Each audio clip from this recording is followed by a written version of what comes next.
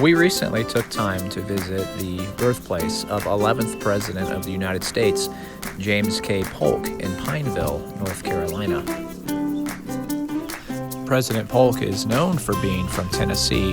However, he was born here at this spot in North Carolina, and his family moved to Tennessee when he was just 8 years old.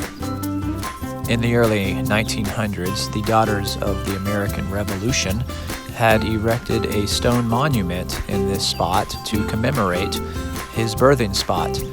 This monument was later moved, and we will see it later in this video. The buildings that we are about to explore are not original to this site. The original buildings of the Polk farm were destroyed years ago. However, in the early 1960s, these 1,800 cabins were purchased and placed here to get a period look.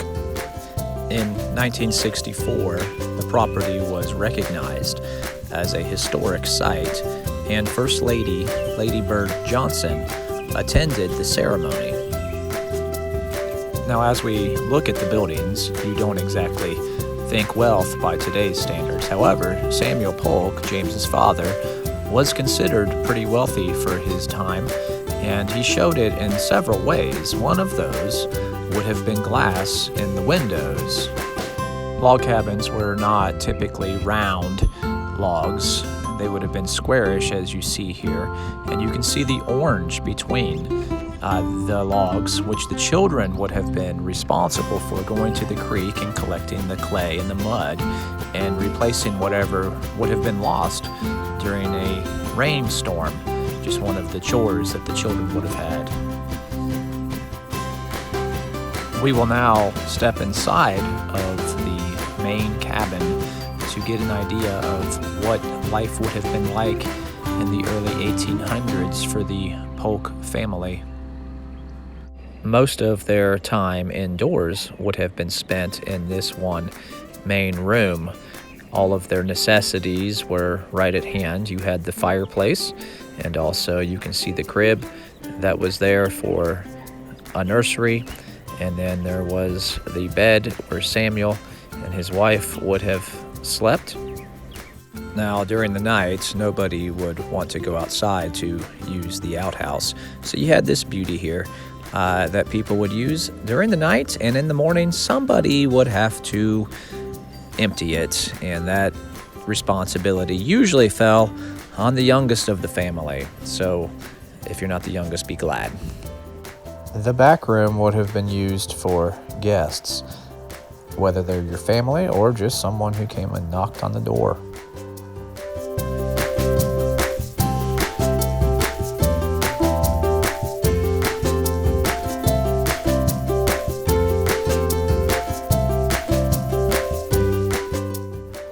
And then, of course, the boys got to experiment with the kinds of toys that children back in the 1800s might have played with. There were no batteries or tablets or anything of the sort.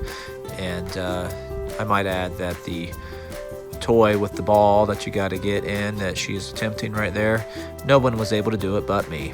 Just saying. The next building on the property is the kitchen house, where food was stored and also prepared.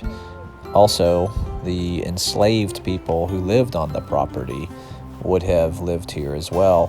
Their names were Violet, Lucy, and Elias. One thing that I learned that I found interesting is that Elias, being a slave, actually was extremely loyal to the family.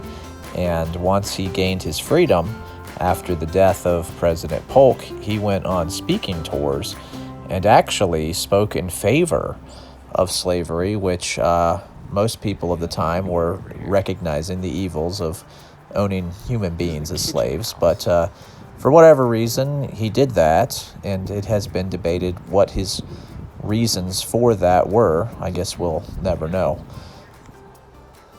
There are a couple things worth noting about the inside of the kitchen house.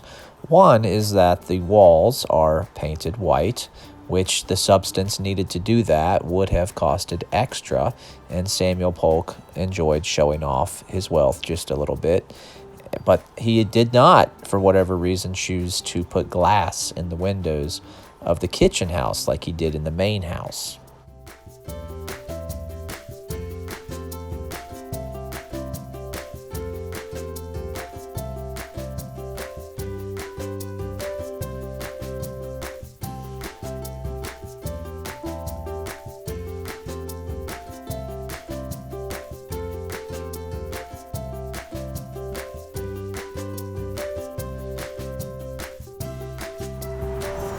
The third building on the property we were not able to go inside of.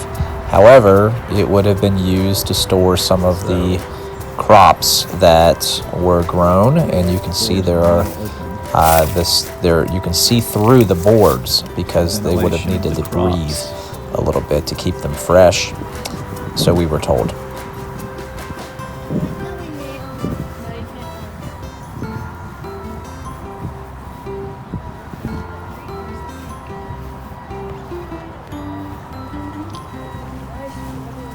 It's down the hill, she said.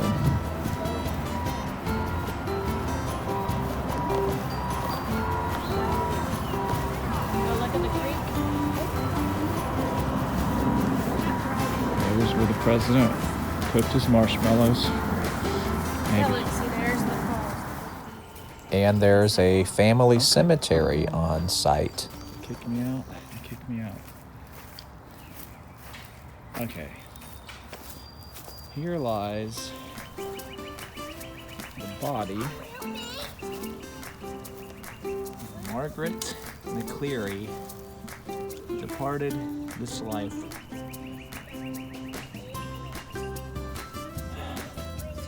1703 or 63? Aged 5 years. 5 years? Yes, 5 years. There's another one. 17.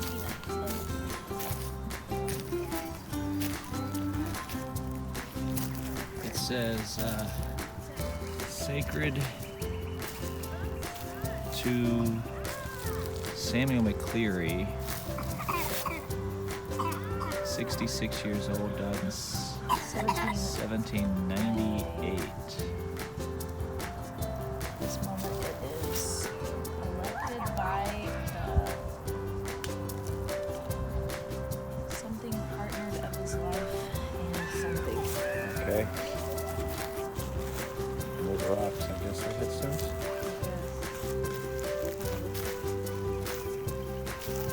You're just gonna put a bunch of rocks around, right?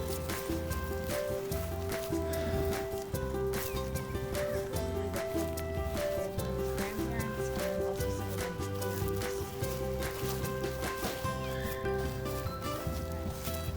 All right.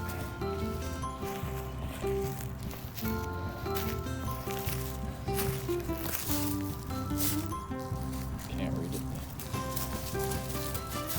All right, so this one's missing part of it. The part that has says loving love. Be my father. I don't know what that says. It's just too be readable. It's not pour water on it. Says James Alexander, 1804. 39 years. It looks like 30 to me. No, the 9. Look, it goes down. Oh, well. 39 years. We got a big one here.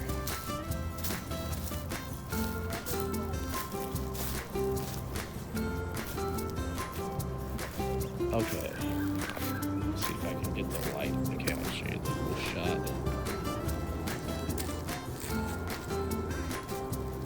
And then we got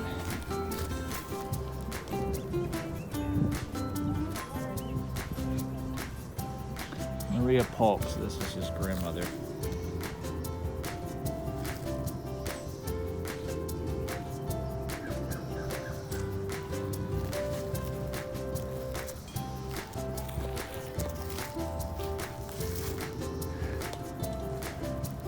I can read like some words. Then they're hard to read, maybe a little bit later. See if I can get the entire reading.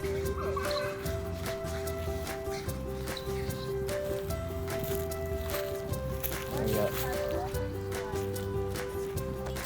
She thinks she can read it, that one. Should we go look at it?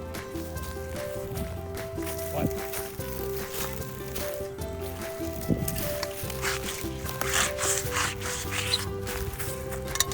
That makes it worse. No, it says Dorcas, my beloved wife, Atticus, home things required of you to do, Albius, Charlie, Clementine, Fair, Eliza, Camellia, Children, I guess. Jancy, I guess. Yeah, the name of all their kids.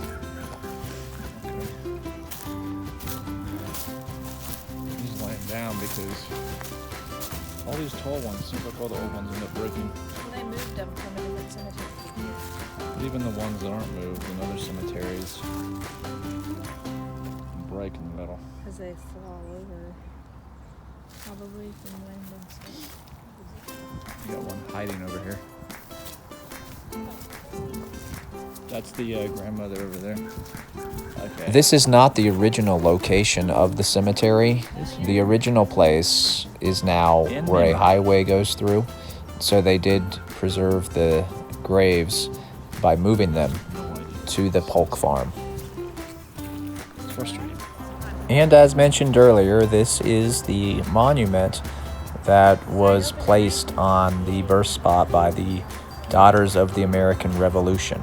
Here stood the house in which was born November 2nd, 1795, James Knox Polk, President of the United States, 1845 to 1849, erected by Mecklenburg Chapter Daughters of the American Revolution, 19.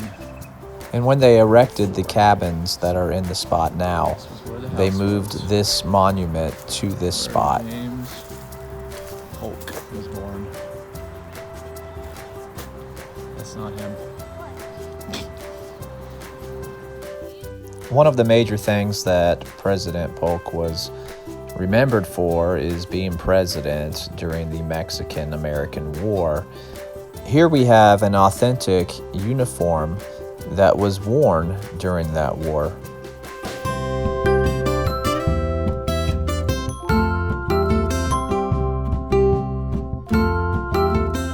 And an example of the kinds of bits that they would use for the horses. And some battle-used muskets.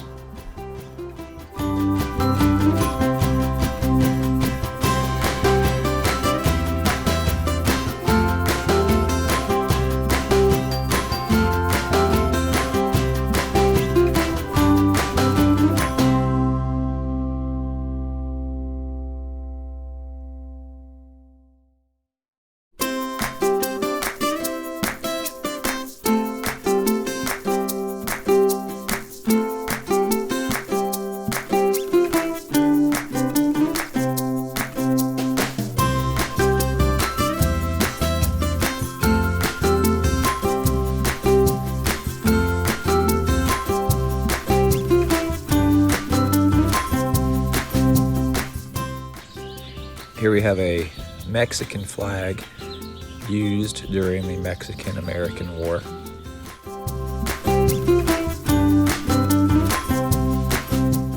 Next we have a hat that was captured by William H. Polk from General Santa Anna, famously Battle of the Alamo, and my kids said this is Santa's hat, and I guess technically they're not wrong.